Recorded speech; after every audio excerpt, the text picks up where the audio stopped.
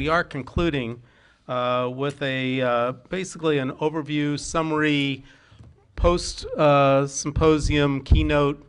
I don't know exactly how to call it, except we thought what a great way to end this session would be with the noted Pulitzer Prize-winning civil rights historian Taylor Branch, who's written among his works, of course, Parting the Waters, which is the first of a trilogy on the civil rights era, particularly the Martin Luther King coterie. Includes At Canaan's Edge and Pillar of Fire in reverse order. And also has a book out now, The King Years, Historic Moments in the Civil Rights Movement. It's being used in classes all over the country. He also wrote the Clinton tapes. Please welcome Taylor Branch.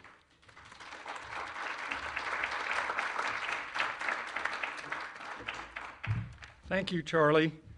Thank you, Aspen, for having me. I love the panels. I was here for all of them. I think they're terrific.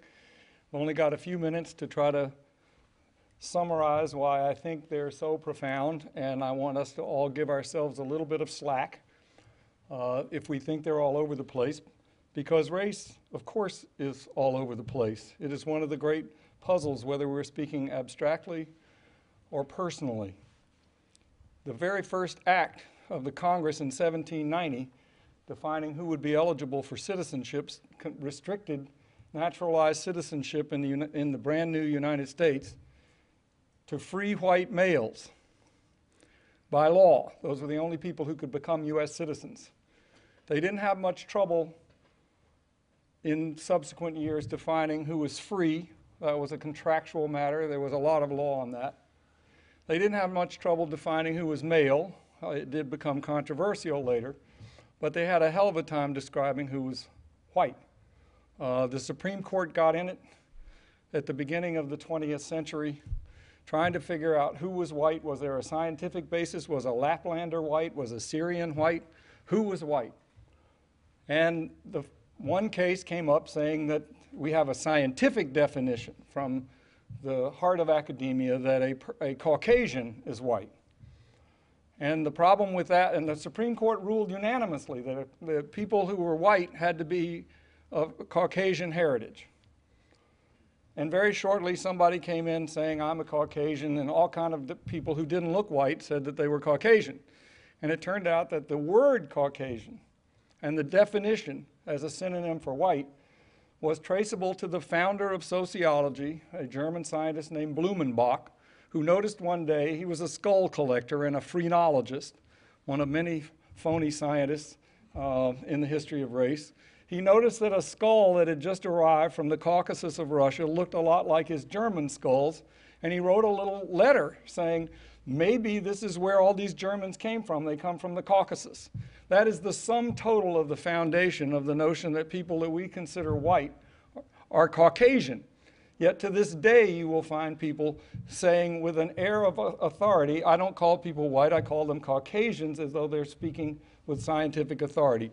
Scientists can't agree on how many races there are, whether there are 3, 4, 5, 16, 64. They have no idea. And yet, it is at the heart of so much of what we do. And so much of it is personal and perceptual. We don't even know what's going on. I have a sister who is about to turn 60. She has no peers. She's Korean, adopted, a child of the Korean War. My parents started trying to adopt her because they knew American servicemen coming back saying that all the kids in the orphanages were starving. But they went to the Georgia immigration authorities and they couldn't get anybody to sign immigration papers to adopt a Korean kid because the orphanage where she was right on the North Korean border, and she might be a communist. And this was Georgia, Atlanta, Georgia, and we had just had the Brown decision. And my parents' lawyer, my dad had a dry cleaning plant. This was a big deal for them. Their lawyer came to them and said, there's no way that a Georgia immigration official is going to sign papers because they're all terrified of the riot that might occur, and who would have signed the papers if there's a riot when she starts school This is the McCarthy era. So he flew all the way to Korea on the advice of the lawyer, saying that the Korean orphanage, the kids were starving. They would let him technically kidnap her and bring her back to save her from starvation. He gets to the North Korean border, into the orphanage, and they say, sure, we'll let you have this baby, but only if you'll take another one, because there are other families that want them, and we have a lot of starving children here, and they can't fly all the way over here. So my father, who had never changed a diaper in his life, had 2 infants that before jet airplanes that he had to fly back. It took 3 days to get back, and he dropped one off in San Francisco, brought one home to Atlanta. My sister grew up, we had all these family meetings about what would happen if there were riots when she went to school. It turned out she was so rare and so odd that she became queen of the homecoming court in her high school. Race confounds us. We don't really know what to make of it. It is very, very profound. I was terrified because I was in 1st grade when they were trying to adopt this baby. And the Brown decision had come out. The race issue was terrifying. It scared me. By the time I'm starting high school, we're in the freedom rides. Those are terrifying. And Atlanta adopted a slogan, which it still has. It still has. That Atlanta is the city too busy to hate. They still use that. And by that time, I'm in high school, and the race had penetrated me enough, natural growing up sarcasm, to say, this is your slogan? This is your positive slogan that basically implies that if you don't keep yourself really busy, your natural inclination is to hate? What do you say when you're confessing if this is what you say when you're boasting? And they still have this thing. So by this time, I'm realizing most of race is unconscious. Its signals are unconscious. You have to be a historian to go back and look at Baltimore, where I live now. In the 1930s and 40s, they were right up front on the newspaper. Our institutions have figured out a way to keep all Jews to the west of Charles Street and to keep these neighborhoods all with our banks. They did it openly. Now it's done all subliminally. It's all subliminal signals. The best way that I know how to convey that is that it's only 50 years ago that George Wallace was elected governor, saying segregation now, segregation tomorrow, segregation forever. 1963, 1964, when the Civil Rights Act passed, segregation was no longer respectable. He announced he was going to run for president and said, I'm running for president to restore constitutional government, and I have never in my life made a reference in public life that denigrated the race of another person. And people believed him. He said, all this is just about the restoration of local government and taking it away from the central government. He transmitted a latent hostility to race to a latent hostility to the government without ever mentioning it. That's what we live with. That's how tricky race is, how tentative it is. Don't let anybody ever tell you that it's not powerful, because in that one same year, 1964, political parties moved by inches over decades and 50 years. In that one year, because the Civil Rights Act passed in 1964, the party that had been for a century the party of segregation, the Democratic Party, the linchpin of the solid South upon which every Democratic president depended, turned on a dime when Kennedy proposed and Johnson passed the Civil Rights Act. And the party of Lincoln, which for a century had been the party of presumptive black uplift, because Barry Goldwater announced that he was going to vote against the Civil Rights Act as a usurpation of states' rights, the first Republicans in my lifetime sprang up and went down and registered as Republicans and ran for office. There was not one member of Congress from Texas to the Atlantic Ocean in the South. Republicans were as scarce as polar bears. We didn't have any. And now, in the course of a lifetime, it is shifted inversely, solely on the power of race, and yet people don't, that's not part of the discussion. That's not what we do. Because we are polite about race. We are not a racist society in the sense of overtly organized around race as an overtly organizing principle. There have been racist organizations. You can argue that the white Southern political structure that I grew up with was racist. It's not racist now in the sense of an explicit ideology, but it is profoundly racialized. To this day, voting patterns, everything is defined by race. And we are uncomfortable with explaining it. And we don't talk about it very much. And the only thing I really want to say about the civil rights era is that the civil rights era is about our future, not our past, in the sense that it is an era in which people struggled over what was American and what could be American for the future on the profoundest terms of democracy, religion, and race. Martin Luther King was remarkable because he spoke about religion and race every day and yet was never, by his worst enemy, accused of mixing church and state, which is a miracle. And it's only because of the way he did it. He said, equal souls and equal votes, take your pick. I'm not trying to subdue one with the other. But religion and equal souls are the key to our belief in equal votes, and take it either way.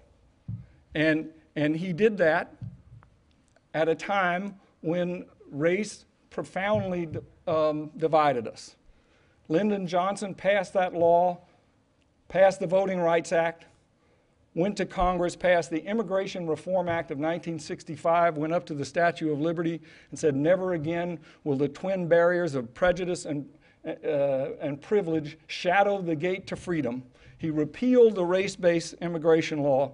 It was not even considered a civil rights measure. To this day, it's not considered a civil rights measure, but it has had a profound effect, not only on my family with my sister, but on this whole room, that it is shown that democracy, race, and religion are all very profound, interrelated subjects, and that when people go through the gates of discomfort, across the boundaries in the most personal sense, as my friend Diane Nash, if we lived in a post-racial society, Diane Nash would be as famous as Tiger Woods, because she was a great leader in all of the aspects of the civil rights movement, from the sit-ins through this Immigration Act. Diane Nash said every day in the movement was like her wedding day. Her knees were shaking. She knew she was defining herself. She was stepping into the unknown. She was putting her trust in people. She was being profoundly disciplined and in internal conflict about what the best nature was for herself. And she was democratizing this country through all of those acts. And yet she looked back on it and said, once you learn to go through your comfort zone and reach across the lines that divide us to what makes votes tie us together, you become comfortable with nothing else. And that's the gateway to profound citizenship in the world. So as the world shrinks, the civil rights movement is the key to our future. As the world shrinks, the vote, which is nothing but a piece of nonviolence, is the key to democracy. Democracy, religion, and race are the three profound substances that America embodies and that we forget and let lapse to our peril. So I encourage everybody to get comfortable talking about this subject. Don't let people say, oh, why are you bringing that up again? When we are as comfortable talking about race as we are about food and sports, we will have a truly profoundly internationalized, multi-ethnic, global democracy, which is our promise to the world. That's what the world is looking to us for. And so our comfort in this subject and getting beyond it is our greatest challenge in this time. And so we need to get past the notion of pretending that we're a post-racial society. President Obama, it's a wonderful thing that he's there, but really millions of people voted for him, still voted for him as a black man on their terms. And if he becomes too black, they pull it back. And so we're inching toward this, and these things matter, but we have our deepest cultural values and our hardest struggles to consult And I salute you for coming together at it from so many different angles today, because culture, race, religion, violence, nonviolence, all of these things are the key to our future, the key to our education, the key to our future citizenship. And right now, a lot of it is falling on our schools and on our young people in burdens of unsustainable debt. And I kid you not, there will be revolution and things.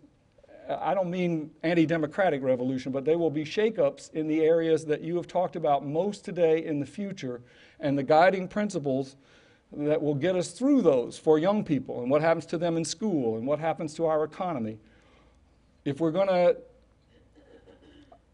the best path for us to get through these traditions is to use our heritage, to use our cross-racial heritage as a pathway to a better future. Thank you.